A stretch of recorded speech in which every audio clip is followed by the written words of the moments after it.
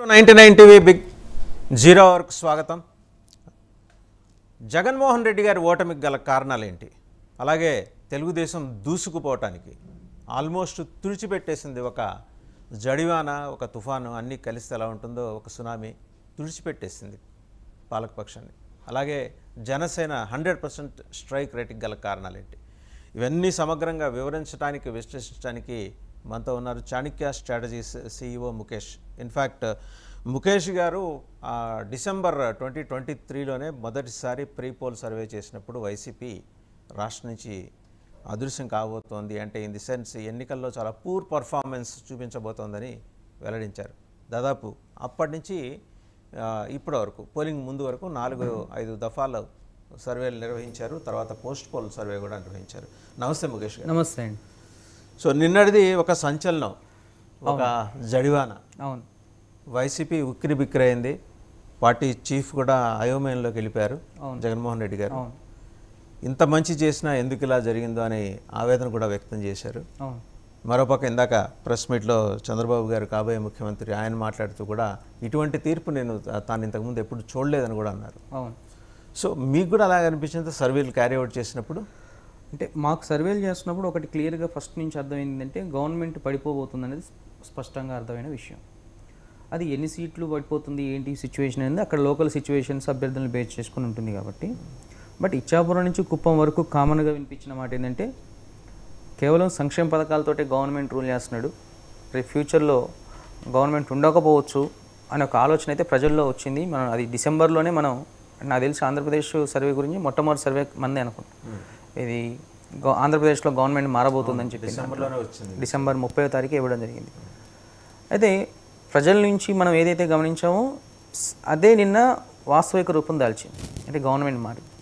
కానీ పోలింగ్ రోజు silent voting బాగా జరిగింది. అండ్ ఈ సైలెంట్ ఓటింగ్ గురించి కూడా మనం చాలాసార్లు ప్రస్తావించాం. ఈ సైలెంట్ ఓటింగ్ అనేది ఒక సునామీలా జరుగుతుంది అనేది మేము కూడా ఊహించలే. ఆ సైలెంట్ ఓటింగ్, ఆ సునామీలో కేవలం 11 స్థానాల్లోనే జగన్మోహన్ రెడ్డి గెలిచేలా చేసింది. ఇది క్లియర్గా అయితే ప్రజా విజయం అనుకోవాలి. ఇది వాస్తవంగా చెప్పాలంటే ప్రజలు ప్రభుత్వంని ఎంతగా వ్యతిరేకించాలనేది క్లియర్గా. ఇప్పుడు నిన్న జగన్మోహన్ రెడ్డి ప్రెస్ మీట్లో ఒక మాట చెప్పాడు, సుమారు 55 లక్షల మందికి అవ్వలకి తాతలకు పెన్షన్లు అవి ఇచ్చానని చెప్పాడు, 60 లక్షల తల్లులకు అమ్మఒడి ఇచ్చానని చెప్పాడు, కోట్లాది మందికి అంటే టైలర్స్కి, రైతులు, మన తర్వాత పచారీ సామాన్లు, అంటే చిన్న చిన్న వ్యాపారాలు చేసుకున్న ఆటోల డ్రైవర్లకి, వీళ్ళందరికీ కూడా ఎంతో రకాలుగా డబ్బులు ఇచ్చిందని చెప్పాడు. కానీ ఓన్లీ ఈ సంక్షేమ పథకాలతోటి ప్రభుత్వాన్ని రన్ చేయాలనుకున్న ఏ రాష్ట్రానికైనా, ఏ పార్టీకైనా ఈ ఆంధ్రప్రదేశ్ రిజల్ట్ అనేది ఒక lesson. It is a big lesson to all over India. ఎవరైతే ఏ రాష్ట్రంలో అయితే ఓన్లీ సంక్షేమ పథకాలతోటి ముందుకెళ్లాలని చూస్తారు, అభివృద్ధిని పక్కన పెట్టాలని చూస్తారు, నిన్న ప్రజలు ఇచ్చిన తీర్పు అనేది భారతదేశానికి ఒక సక్సెస్ఫుల్గా కర్ణాటక, తెలంగాణ కనిపిస్తున్నప్పుడు ఇక్కడ మాత్రం ఆ మోడల్ ఎందుకు ఫెయిల్ అయింది ఆంధ్రప్రదేశ్? అంటే తెలంగాణలో డెవలప్మెంట్ సెక్టారు బాగానే ఉండింది. మీరు అబ్జర్వ్ చేస్తే 2014 ముందు తెలంగాణ, 2014 ముందు హైదరాబాదు, 2014 తర్వాత 10 సంవత్సరాల్లో సంక్షేమ పథకాలతో పాటు అభివృద్ధి కూడా చేశారు. కానీ 2018లో గవర్నమెంట్ ఏర్పడిన తర్వాత తెలంగాణలో ఎప్పుడైతే కేసీఆర్ తన ఎమ్మెల్యేస్కి వాళ్ళ నియోజకవర్గ పరిధిలో పూర్తి యాక్సెస్ ఇచ్చాడో అక్కడ కొన్ని చిన్న చిన్న తప్పులు జరిగినాయి. 2014 నుంచి 18 వరకు బాగున్న టీఆర్ఎస్ పార్టీ 2018లో ప్రభుత్వం ఏర్పడ్డ సంవత్సరంలోనే వ్యతిరేకత వచ్చిందంటే అక్కడ లోకల్ లీడర్స్ ఫెయిల్యూర్స్ అనేది క్లియర్గా.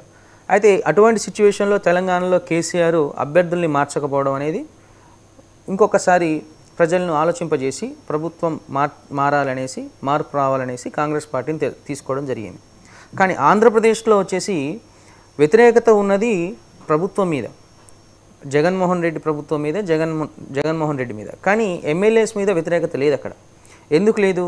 ఎప్పుడైతే ఈ వాలంటీర్ వ్యవస్థ పెట్టి ఈ సంక్షేమ పథకాలు కానీ ఏదైనా కానీ నవరత్నాలు ఏవైతే ఉన్నాయో ఒక ఎంతో ఖర్చు పెట్టుకొని గెలిచిన మండల స్థాయి నాయకులు కానీ, గ్రామ స్థాయి నాయకులు కానీ, ఎమ్మెల్యేస్ కానీ వాళ్ళతో యాక్సెస్ లేకుండా నేరుగా ఈ వాలంటీర్ వ్యవస్థ ద్వారా ఓటర్లు అదే ప్రజలకు కనెక్ట్ చేసినప్పుడు పైన నాయకులలో పూర్తి స్థాయిలో వ్యతిరేకత అనేది అప్పుడే మొదలైంది.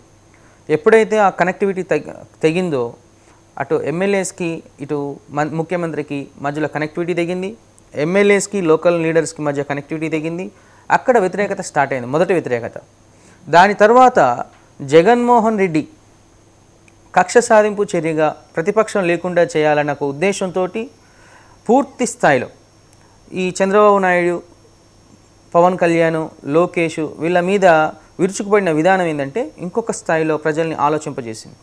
అండ్ దానికి తోడు ఏదైతే 2014 ఇప్పుడు ఫర్ సపోజ్ 2009 నుంచి 14 వరకు తెలంగాణ రాష్ట్రం తర్వాత ఆ రోజు చంద్రబాబు నాయుడు కానీ రాజశేఖర రెడ్డి గారు కానీ ఎవరైతే ముఖ్యమంత్రి ఉన్నారో తీసుకొచ్చిన పథకాలని తెలంగాణలో కేసీఆర్ కంటిన్యూ చేశాడు తప్ప కేసీఆర్ కొత్తగా రీకన్స్ట్రక్ట్ చేయలేదు. కానీ 2014 నుంచి 2018 వరకు ఏదైతే అమరావతి రాజధానిని చంద్రబాబు నాయుడు తీసుకొని ల్యాండ్ ఎక్వైరింగ్ అవన్నీ చేసి మొదలుపెట్టాడో, కానీ జగన్మోహన్ రెడ్డి తన అహంకారానికి పోయి ఏం చేశాడంటే ఇది పనికిరాదు అని అది పక్కన పెట్టి మళ్ళీ కొత్తగా రీకన్స్ట్రక్ట్ చేయాలని చూసినప్పుడు ప్రజల్లో ఏంటంటే ఒక ఆలోచన, అంటే ఇంకో 5 సంవత్సరాలు ఇది కాదు అని ఒక ఆలోచన వచ్చింది.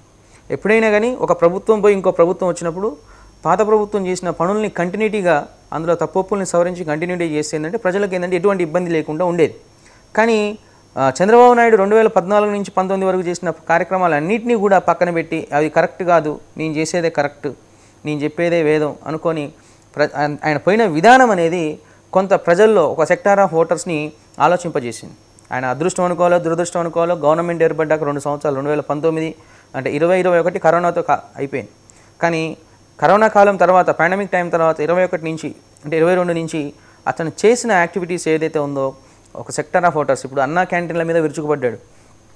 తర్వాత ఎన్నో సంవత్సరాల నుంచి వస్తున్న ఎన్టీఆర్ ట్రస్ట్ దాన్ని పేరు చేసి వైఎస్ఆర్ అని పేరు పెట్టడం, తర్వాత రాజధాని విషయంలో అమరావతి రాజధాని విషయంలో ఎంతోమంది రైతుల రాజధానిని పక్కన పెట్టేసి 3 రాజధానులను తీసుకురావడం, పోలవరాన్ని 5 సంవత్సరాలైనా పరిపాలించకపోవడం, 5 సంవత్సరాలు రూల్ చేసిన తర్వాత కూడా ఆంధ్రప్రదేశ్కి ఒక రాజధాని నిర్మించుకోలేకపోవడం, ఇట్లా ఎన్నో ఉన్నాయి ఫెయిల్యూర్స్, ఒకటి కాదు 2 కాదు.